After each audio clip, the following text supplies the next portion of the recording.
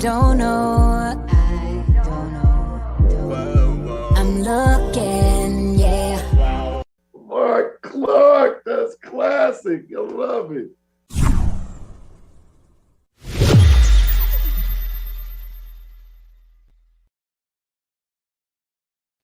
And just like that, we are back. Welcome, welcome, welcome.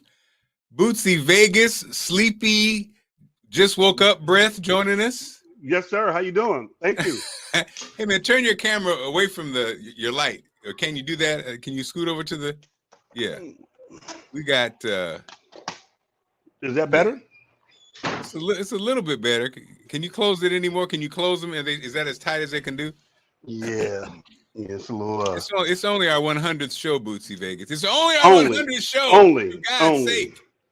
Only. So, Bootsy, I just called you. You were obviously sleeping. No, I was getting prepared, Mark. That's what I was doing. Oh, you were meditating. Well, we got you. Look, today. Now, for those who watch our many shows, everybody knows we are music nerds, and our guest today is legendary. He pretty much has done all aspects of music.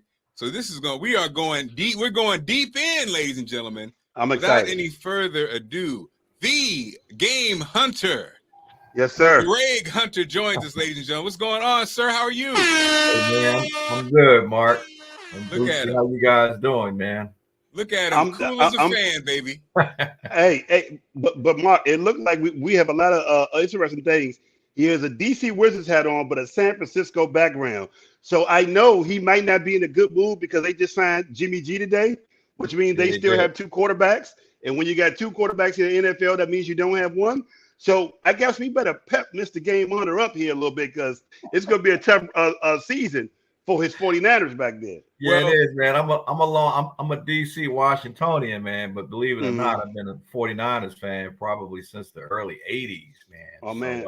Yeah, I love him. Sorry to hear that. I know they just re-signed Jimmy G, but I like Lance. I know he's got a little time, a little bit to learn, but hopefully they have a good season. See, okay. You can see a lot about. You can see it. You know, I'm not psychic, but it says a lot about. Now you notice he said the San Francisco 49. Now, so it's funny because as a musician, you can tell he's a technology guy.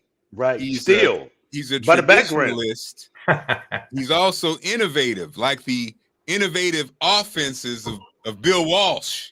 So wow. He identified with the West Coast offense early in the process. He identified with the technology.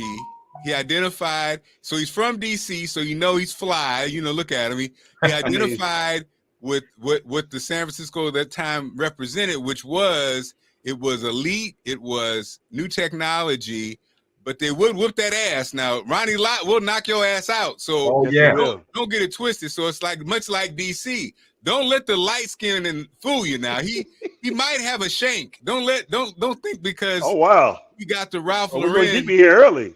He got the Ralph Lauren on that he won't take out them Achilles heels if things get crazy. Hey, Mark, speaking of Ronnie Lott, man, you know Ronnie Lott, I believe his father was in the military here, and I think he was stationed somewhere out here when he was a kid. And he used to live in Bradbury Heights in Prince George's County, Maryland. Then they moved to the West Coast. But I'm sure he lived there for a while. I used to play for Bradbury Heights football myself as a kid.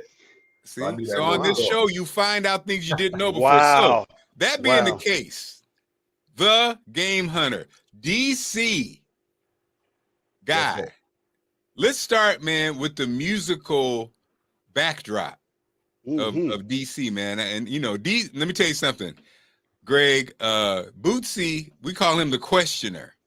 Tonight I'm gonna call him the questionator because he loves this kind of stuff. Bootsy sat at the knee of Maurice White and traveled with Earth, Wind and Fire. So even though he's in his early 40s, he's an old head.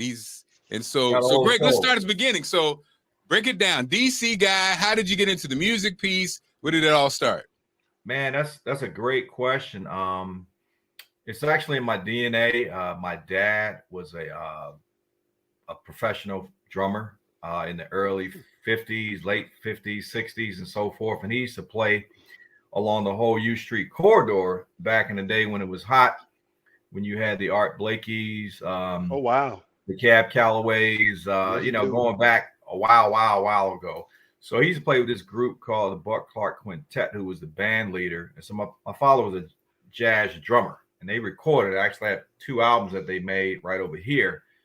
So my brother and I both honestly got the music touch, if you will, as kids growing up in DC. And my mother, you know, her and my dad, I lost my dad when I was young. I was only 4, my brother was 8. But he laid the backdrop. They both laid the backdrop and the foundation of me getting into music at a very early age. A lot of people don't know that side of me either, Mark. They see me in the business world around town, but I've been in the music, man, since I've been 5 or 6 years old. You know, from everything from starting playing drums.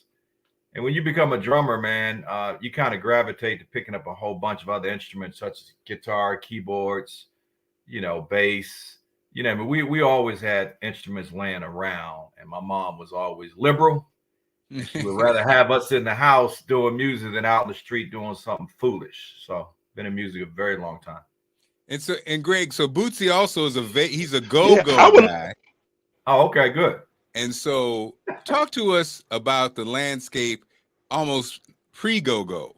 You know, because I mean, I think at the end of the day, I think it's, you know, the rich jazz history, the rich musician history.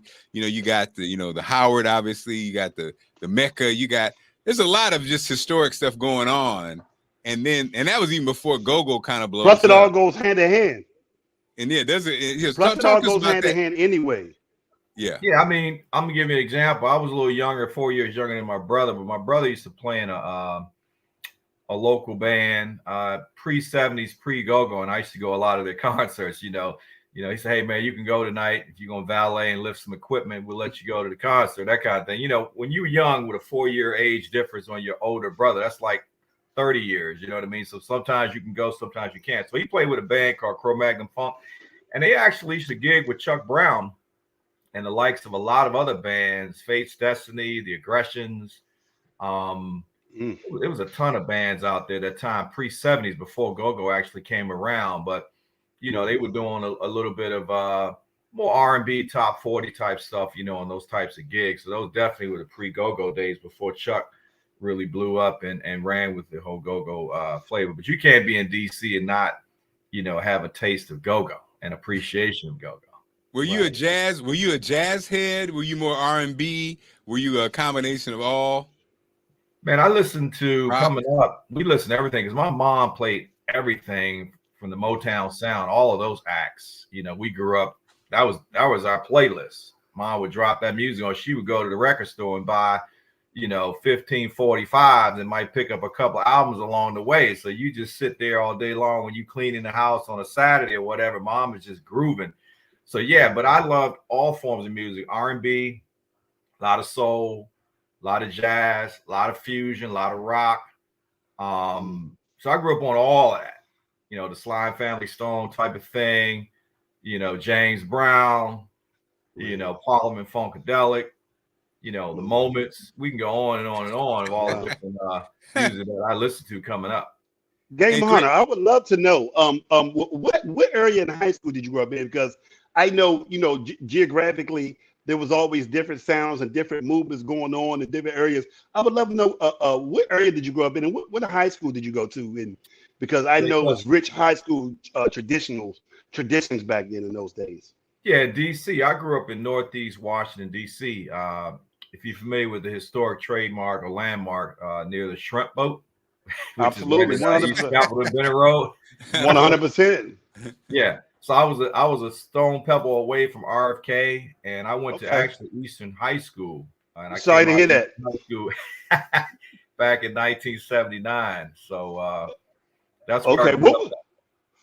What was that like? Because as you know, for people who do know, Easton has a real serious, rich marching band tradition. Like, let me tell you something. If you ever want to get into a debate, into an argument, talk to somebody about Easton and their marching band. What was it like, you know, in the 70s? Because obviously the tradition went on. The pride of Capitol Hill, the blue and white marching machine, and Lord knows, one of the worst things that, I don't want to say worst things, but one of the things that ignited Easton High School was when DC Cameras recorded and their marching band was in it. They ain't never let us live that down.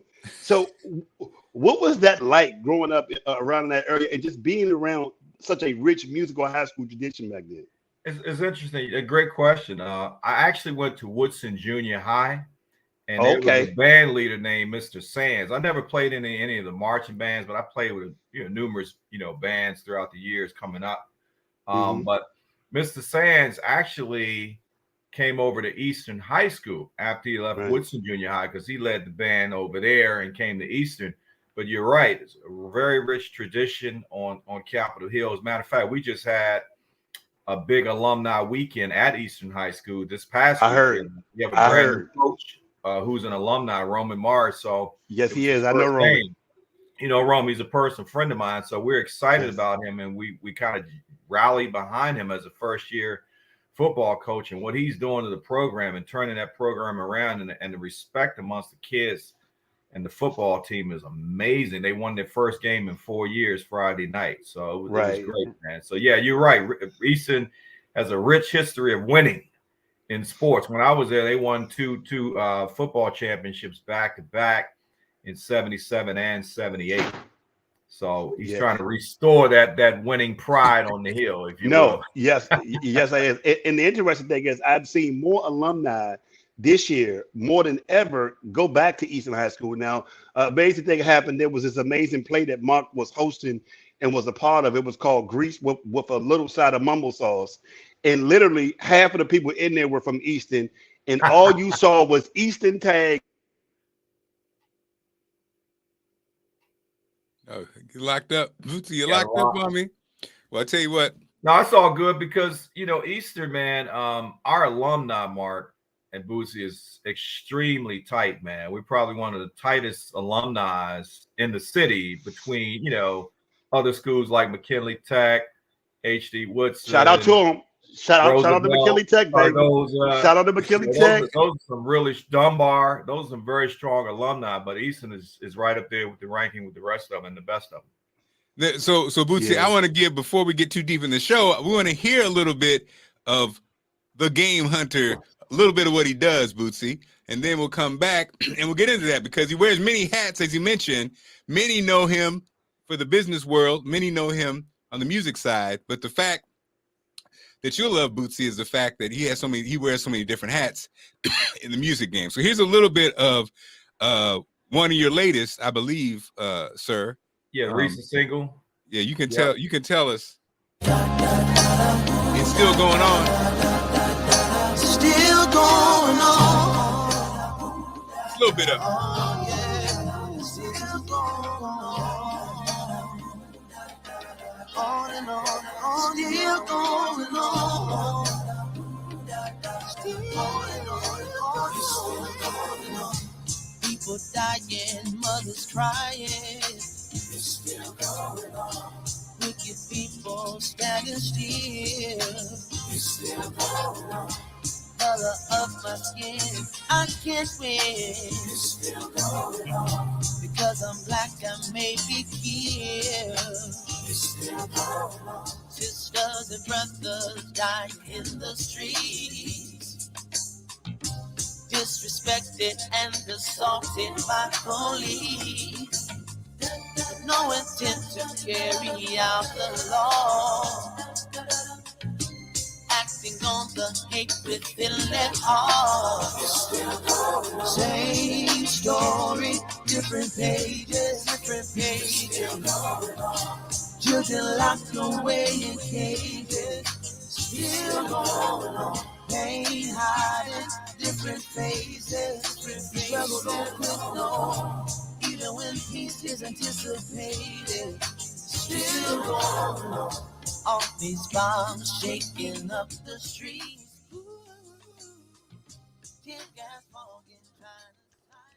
I think you're on mute, Mark. You're on mute. Obviously, yeah, you were on mute. Another, a classic DC sound. You got a little Marvin sound in there. The videos, the bomb. I'll post the video. I'll put the video in post. But yeah, man, talk to us about that. Obviously, you can't be in DC and not be influenced by the legacy of a Marvin Gaye sound. But it's not just Marvin, right? It's a DC sound in a sense. It's a DC sound, man. And a lot of people don't realize that I've been songwriting, Mark, probably since before high school, man. That's a passion of mine. I enjoy sitting around in my studio, composing, on keyboards, on guitar, on bass. Hey, man, you got that guitar, man. You don't play a little guitar tonight before you get out of here, by the way. Go ahead. Yeah. So the whole idea of how this song evolved, man, I was working on a track, last year sometime, just trying to get the groove going. And as I was sitting there just kind of working through the chords on the keys, then I started playing around with the congas. Yeah. That kind of thing. And it just kind of gave me, I wasn't listening to any Marvin. I love Marvin. That's my guy. But at the time, I was just in a real creative state of mind. And so I was just getting the groove going. And so it was just starting to flow, man. And just putting all the elements of what you hear, and making it happen. And I finally got I composed it in one of my workstations over here. And then I dumped it into my digital audio workstation and began to really, really work on the tune as a producer. And, so it just all of the things that we've been going through. I know we'll talk about this, but I wanted to do something relevant, something that's real, that people can relate to, and all the things that we've been going through as a people, man, since the beginning of time. And it just hurt. And just to let you know, I unfortunately lost my wife of 32 years 2 years ago, not to COVID, but to a terminal illness that she had. And she knew I was working on a jazz project, which I released in 2020. That's called the Hunter Summer Nights. And she said, you got to keep moving forward and get that project done. So I had so much inspiration, Mark and Boosie, to really get this project done. So the way it evolved, because I write, I sing, but a lot of times I'll bring in the talent that I need. Think of me more of that producer.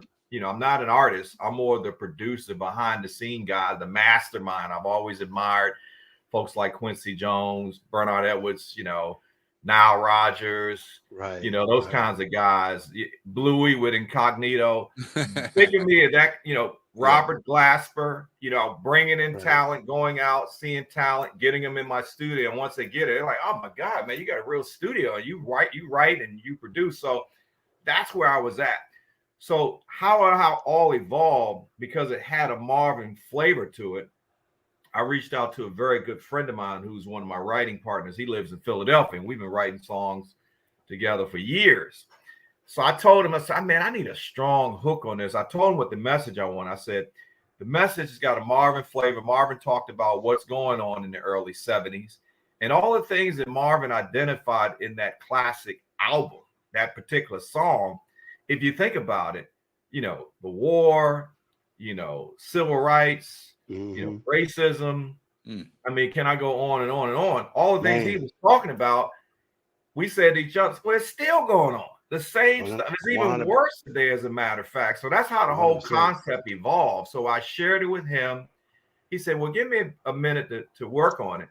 And he hit me back. He says, Greg, I think I got a hook. I said, what's the hook? It's still going on. Wow. It's still going on. I was like, that's it. That's it. That's so relevant. I said, we can work with that. But as you see, the message is so clear, and it was at a time, the gentleman that's singing the lead on that, he's a local artist. His name is JayZ Campbell, 30-year-old talented dude that was sent to me by a gift of God through another musician buddy of mine, because they know I'm always looking for talent to work with. He said, man, I got this young guy that can sing. He needs to get in the studio with you. I've been telling about you for years. So he finally got in here, and we sat down collectively to come up with the whole lyric theme, the whole thing, message that we want to talk about. So between Tony in Philly, JayZ here locally, myself here locally, and then I had a female vocalist come in, Keisha, who did an amazing job on the backgrounds as well. And I also reached out to Wes Felton, who's writing. That's my guy. One of his best friends. Absolutely. About the project last summer. And he's like, man, I said, man, I need 16 bars for you to MC and come up with an incredible message. immediately. He's like, man, this is great. This is an excellent idea.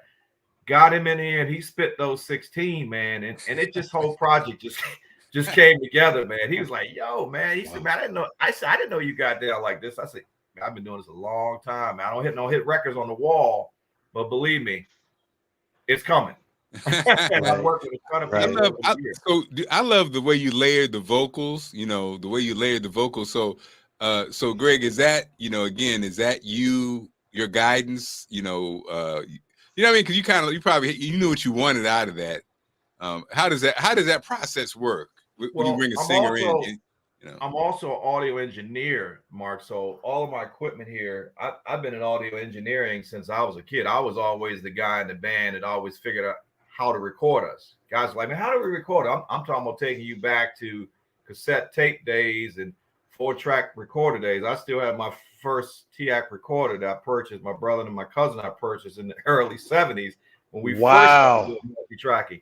So, I enjoy recording. I understand the whole digital environment. So yeah, that whole piece was recorded and mixed by myself. I mastered it up in Bethesda with a great guy. It's a guy named Conrad that has a beautiful studio in their home, his parents' home in Bethesda. So he mastered it for me. But I spend, as you see, there's a lot of work and hours on the production of that project. So I'm playing all the instruments that you hear. I compose the track, the arranging, the production itself, the producing. I have another buddy of mine who's a great guitarist in the area. He's playing some guitar on it for me, Doc Flowers. But for the most part, every instrument that you hear, I compose and perform that on that track. And it's interesting because Bootsy has been music director for various go-go bands and different projects. You guys, you touched on it. I grew up as a musician. I'm a wannabe musician, wannabe comedian, wannabe this, wannabe that. So I grew up around playing in the jazz band. And I play saxophone, and the thing that I thought was funny, and I think Greg, we're kind of in the same generation. Bootsy is a little younger than us, but so it was funny, Greg. I know you remember this, but you were already a recording person. But I remember a lifetime of playing in marching bands and jazz bands, and really back then, you didn't have access to recording studios unless you were really going to do something, right? Or you had some money. Right. Yeah. So I remember in college, I played saxophone. So I played saxophone on my friends. We went into a studio in a college town and recorded one of his songs. I played saxophone on it. And then that was my first time in the studio. And I've been playing since 3rd grade. And I could say that was college. So then I graduate, and my first girlfriend in Huntsville, Alabama, when the game changed, Greg, you know what to say. So then you had cats who were musicians, quote unquote, but they didn't play any instruments. But so my girlfriend's brother, though, had a whole album he had produced at his house in his basement. And man, I listened to the project and it was better than any, I was like, what the hell? Like, also, Bootsy, this is the first time I heard Public Enemy. Oh, nice. What's the Night Train? That. And I was like, that whole production piece. So he was a big fan.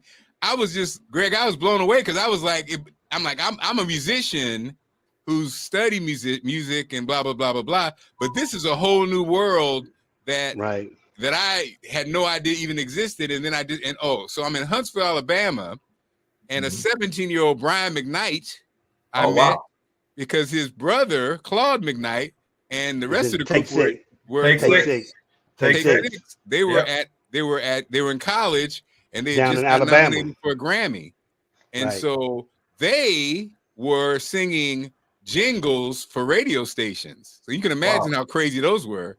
Yeah. And so, but I'm just saying all that to say, Greg, how it changed from almost, I guess that would be the audio world changed when the digital came in, I guess, right? Oh, absolutely, man. I mean, I've always, when I was a kid, I was the guy that would, when mom would bring those albums home, I would be the guy that throw the headphones on and open the album and just read all the credits. Right. I always was curious about, well, who's playing that sax? Who did that arrangement? Who did that vocal? Right. Who's singing right there? Who's playing bass? Right. Who did that solo?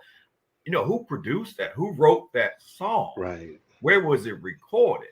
Right. All that was so intriguing to me. And I was like, man, I want to get into that. So, what was the first album? Game Hunter. What was the first album that ever sparked you though? Like, what was the album that really triggered something for you during those processes? Probably some Parliament or something. America Eats Its Young or something like that. Wow. George Clinton type stuff. Some Sly and the Family Stone. Right. You know, any of that kind of stuff always threw me away. You know, James Brown. I mean, we had all that, you know, all the time. So yeah, any of those artists, they would come to town and we would actually go to the Lowe's Palace. That used to be on F Street back in the day. We're talking about in the 60s. That's where the shows and the concerts would be when artists would come to town. That was the venue. And yeah, so we're going way back, man. But this whole evolution of audio has always amazed me, you know, starting out with cassette tapes, reel to reel, then going to CDs, then going to MP3, then going to DAT tape, and everything is a DAW, a digital workstation, and you're going to FLAC files now and WAV files. So just understanding and embracing the technology. You're right. Most musicians, they don't really get into this side of the business. They're just used to just playing and gigging and learning songs and all that. But this has always intrigued me. This has always been fascinating. Do you think it's still value in maybe doing reel to reels? I mean, obviously, because it's such a warm sound. Do you ever think they'll get back to the day when we'll be doing more manual to digital versus digital to digital?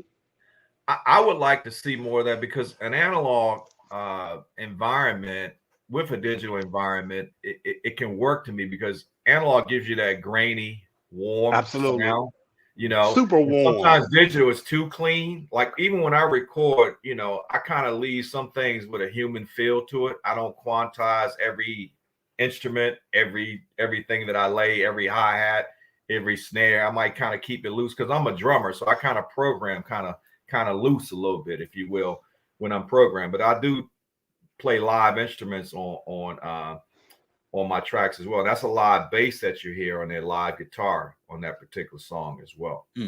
So, gentlemen, now this is a little different, but since we are musical nerds, and you started off the Game Hunter, you said something that I thought was interesting. And Bootsy, you do the same thing, that bringing people together. So obviously, DJ Khaled's latest album, God Did. First of all, I laugh, Greg, because when he started doing that goofy God Did thing, you know, and he's always doing something, right? You're just like, oh, that's Khaled being Khaled. But then he puts together damn near everybody in the game on this album, right? And I can't wait to ask you, Greg, the Game Hunter, because you do the same.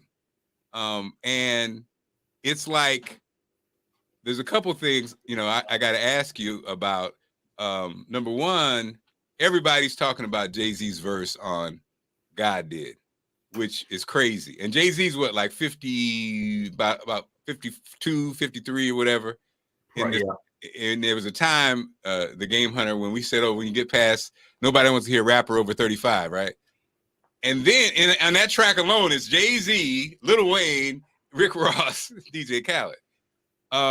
Also, I mean, JayZ's verse is crazy, but what I'm starting to notice is it's the way everything is set up. You know, the breaks, how the track breathes, how at certain points there's a certain crescendo, a build up, a drop off. So I just want to just play a little bit, because I am still, and then Jay's verse is so crazy because now it's almost like it's bigger than even rapping. You are at a successful level where you can reflect on your own success and talk about your narrative while still rapping, though. And nobody talks that shit better than JayZ. Right. Probably nobody has the spoils of winning like he does either. Right. So it's more than just, is he the best rapper? It's like he's kind of got to a level where it's like he's in his own space. But anyway, I just wanted to just give a little bit, because, you know, I'm so in love with it. Then I want that professional ear from you, Game Hunter, and you, Bootsy, the youth on this, just to share your thoughts. Okay.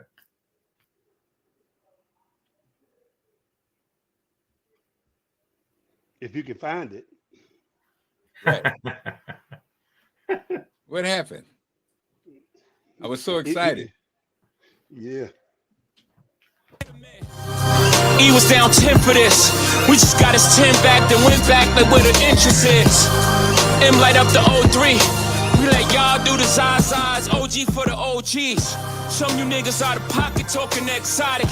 You barely been it up behind. That's another topic.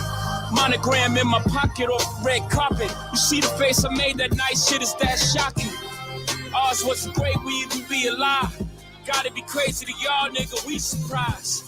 Shit is too much how we grew up. Shit don't even feel real to us.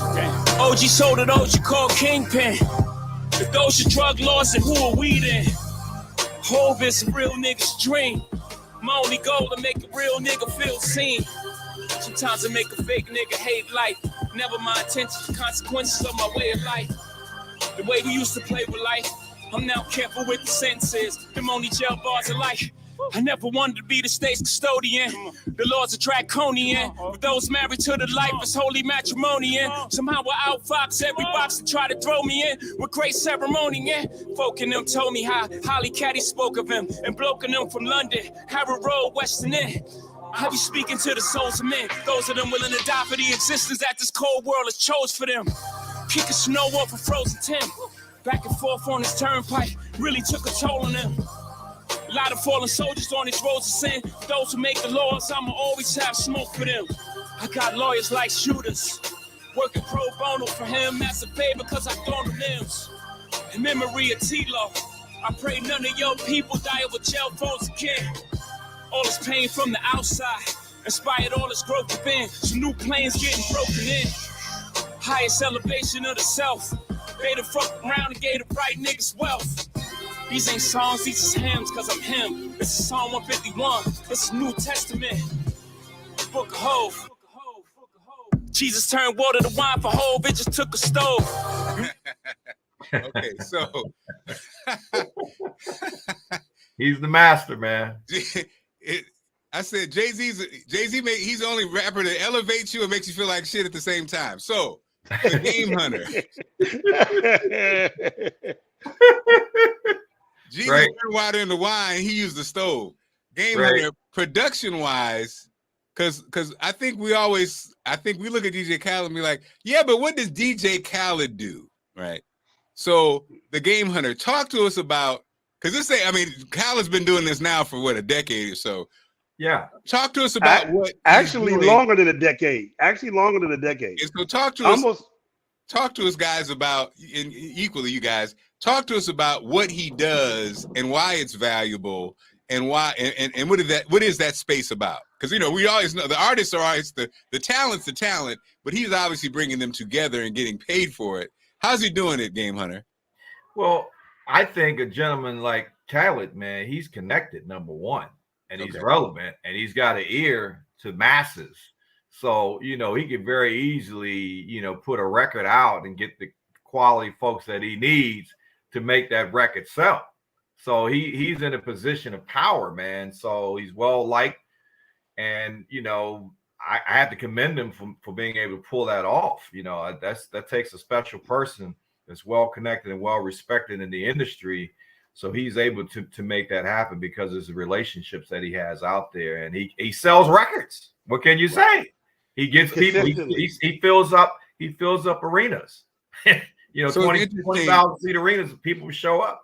So Game Hunter, it's interesting because you're spitting game. So like the traditional musician, we would say, oh well, Quincy Jones is a producer, Khaled's a producer. But what you just tapped on is almost like you said, it's almost a social producer. It's almost like who I can bring into my Bootsy. You're very much that way. You're in the go-go world. Everybody loves Bootsy. You don't ask for favors, but if you ask people to show up in one place, they will. And so that's something that never gets talked about. It doesn't really get talked about. And so what you're saying, Game Hunter, is he's not necessarily even the one from the technical production side that's even playing that game at all. He's almost the marketer, production. He's the connector, and then the marketing production aspect. Yeah, he stamps his name on something. That's huge, man. Just having the affiliation with him, it's big things are going to happen. And so Bootsy. Yeah, I mean, I agree the same thing. The other thing about him is that he had been doing this for a long time, and he was doing it. This is almost like he could be going on almost 20 years of this. Bootsy, you might have to click can you click your mic off and click it back on? You're turning into a droid. Yeah, it's a little distorted. And you know, Game Hunter got that ear, so you know we're in trouble. Any better? He sounded digital, you know. Yeah. Can you guys hear me now? You might have to come back, man. Come back, Bootsy. Click off and click back on. Yeah. And so also, Greg, so here's JayZ at 50, let's say 53. Yep. Dude, it's almost like his lane, he's in a lane by himself. That's true. You know, what do you think? He what happens? Go away and retire, come back, retire, come back. He keeps saying he's retired. Next thing you know, he's got a new product out. So I don't think he'll ever retire. You know, he'll stay relevant. You know what I mean? It's interesting because I think the you know, there's still space for, I guess, traditional musicianship. Rap has taken on its own space. You tapped on something that's important. I think, sadly, what happened with rap really was it was just about sales and money.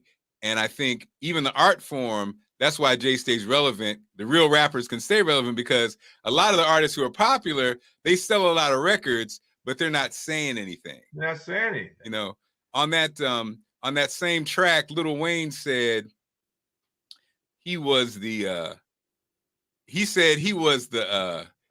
and again, it's all about wordplay. Lil Wayne said he was the apex. You know what I mean? Uh-huh. And I thought about it, Greg. I was like, what percentage of fans even know what he's talking about? You know, he's the apex predator. Basically, he has no, you know, he has no rivals. He has no, but I'm like using, you know, just like with JayZ, a lot of the stuff the kids don't even know what it's talking about, even though they call themselves fans of rap.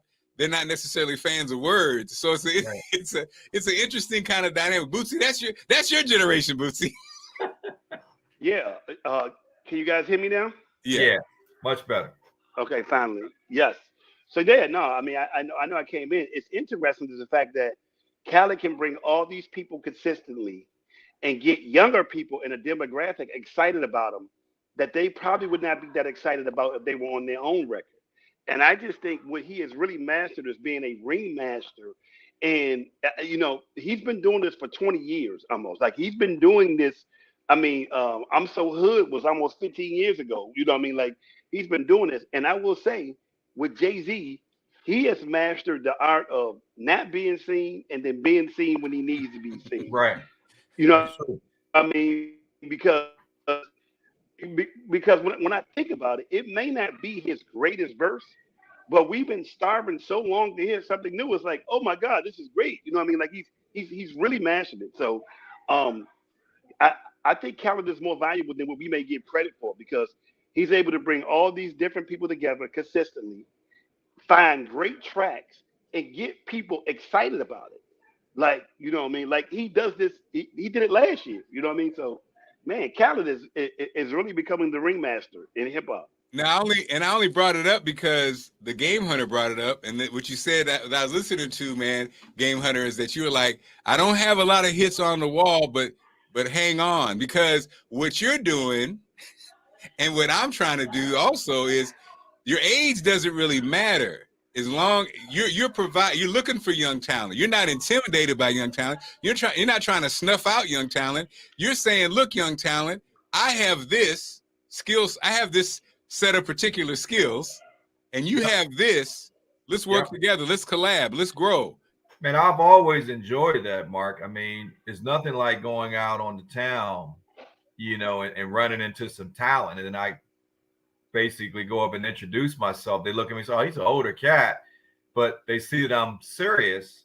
And when they come over and see my skill set of understanding production and songwriting and putting a whole project, a song together, they're like, wow, this guy's got amazing skill that they learn from. We learn from each other. It's a joint, you know, just experience that we're all just having a ball doing it. So I don't think, you know, I want to be timeless, if you will.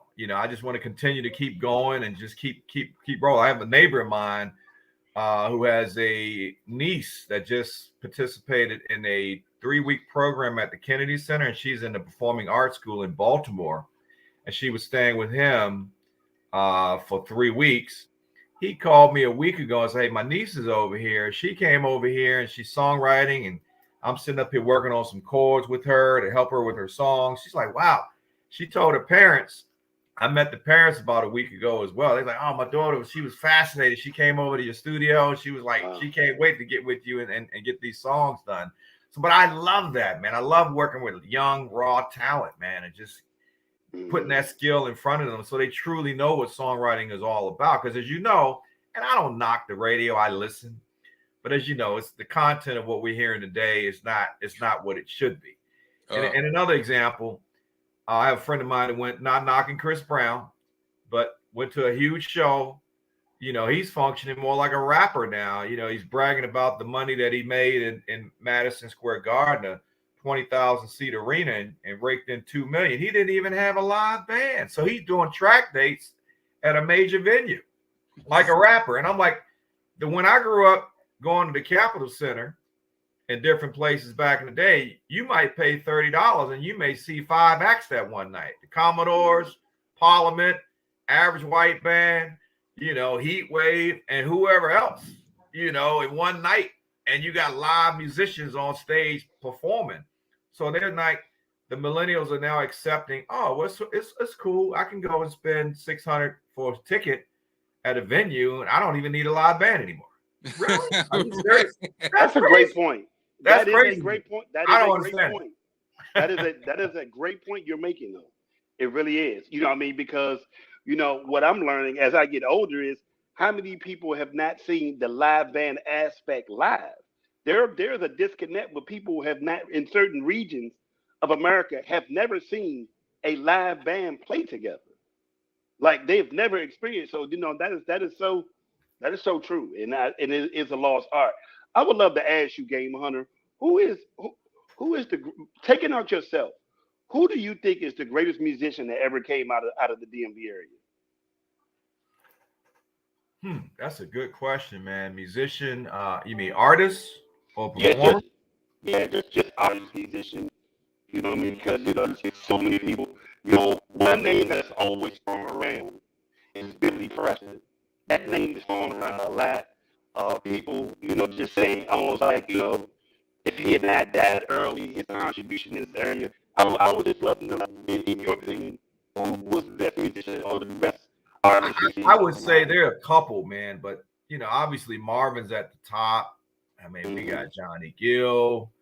I mean, we have now some of the newer guys. Kevin Ross is I love him. Oh my God, Kevin Ross. Incredible kid, man. He's a hell of a producer and writer. I met his parents at his show back in November and sat with them and got a chance to go backstage with him.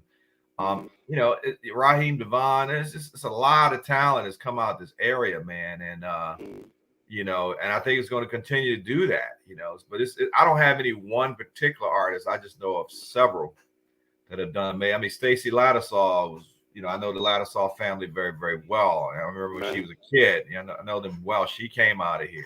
She got Johnny on back then. So, you know what I mean? There's so much talent here, man. But what I would like to see more happening, again, I'm a songwriter. A lot of the bands that perform around town, I'll quiz a lot of them. I'll go check you out, visit you, and come support you. But I always ask, if you're gigging as much as you're gigging, I always ask bands, I said, well, have you all taken any time out to work on any of your own material? Because you could very easily promote your own material while you're doing these cover songs. And I think what happens, bands are so busy, gigging day to day, week to week, they don't have time to do things like that.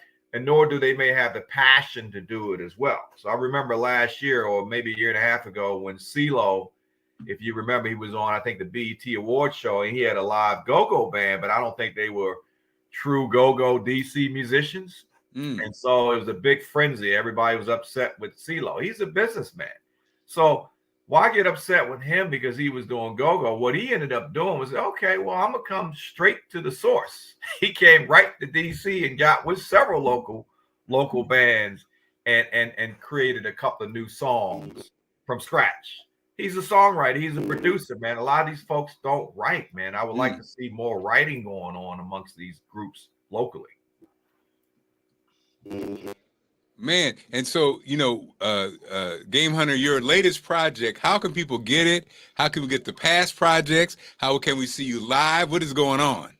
All right, cool. Well, I just posted a link of the actual video. Have you guys seen the video on? It's still going on? I've seen it. Bootsy has not. I was trying to share it to the screen. So yeah, so it's www.gamehunterproductions.com is my website. But if you want to see the actual video, you go /videos and the video's there. So I'm releasing officially this coming Friday. That's when the project actually is going to be released on all music streaming platforms. But you can go to my website and grab that video now if you like and take a look at it. But yeah, you can reach me that way. You can find me on most streaming services. My previous project was called The Game Hunter Summer Nights. And so this is a second project that I just released. Again, it's still going on. I have another project I produced on a local guitarist, Doc Flowers. Long time coming. We released that back in December. So look for more and more projects just being released right out of my studio on a regular basis from local artists and featuring many artists. Let's see. Can you guys see the screen? Yeah, I can see it. You can play it. Still going on. Oh yeah, still going on and on, still going on. Still going on. People dying, mothers crying. It's still going on. Wicked people standing still. It's still going on. Color of my skin, I can't win. It's still going on. Because I'm black, I may be killed. It's still going on. Sisters and brothers dying in the streets, disrespected and assaulted by police. No intent to carry out the law. Acting on the hate within their heart. Same story, different pages. Children locked away in cages. Still going on. Pain hiding, different faces. Struggle don't quit, no. Even when peace is anticipated. Still going on. All these bombs shaking up the streets. Ooh, tear gas falling, trying to silence me. Call me brother, know me on track. Smiling when you're killing me with a gun against my back. It's still going on. Pandemic came and went so unfair. The ones we love no longer here. Hands up, don't shoot. Keep your hands on the wheel. Swear to protect you, but they choose to kill. Still going on. Time to change, but things still go the same. Time it's still going on. Time to change, but things still go the same. I can't believe we still here. Yeah, same madness, but a whole nother year. A whole nother mother, the same old tears. Little kids on the playground now playing in fear. A country divided shall not stand. 400 years later, and we still less than a man. Black on black blood still stains the land, while traitors storm the nation cap with flags in their hands. It's blood on the roots and blood on the soil. Like Marvin, it makes me wanna holler. We still killing for oil. We still dealing turmoil. What's the point of marches if crooked cops don't get charges? My attitude boils. We rage against each other instead of the machine. King had a dream. Malcolm said, get it by any means. The battle of evil. versus the good. If I could wake up from this nightmare, believe me, I would. It's still going on. People dying, insurrection on the hill. Tell me tonight I'm free. What's going on my brother? Press up again. People dying, walking, dying. Starting to lie every day. Tell me, can you keep surviving? Tell me, how am I so free? It's still going on when you hear the things that you still going on. He's on my neck, guns on my back. Oh, tell me why did you have to let it rest? It's still going on, still going on. Granted, it's pain still going on. Man, the classic right there. That's an instant classic. The Game Hunter. You did that, man. And, you know, like you said, if it was a just world, man, we see more music like this, more videos on the radio, you know, all that stuff. But, you know, sadly, it's a challenge, but we're going to keep it going. Shows like this, you know, as long as we start playing, who knows, right? Yes, sir. Man, I have to give a shout out to my very near dear friend, man. I don't know if you all know Kenny Allen that had been living in Ethiopia the last 16 years. He's back now. Wow. He's a prominent artist, man. And he took the journey to go to Ethiopia 16 years ago, and he did well over there, but he's back permanently. And, you know, we got together and I shared my vision concept for the video, and he made this thing come to life, man. And I'm just so happy and thankful.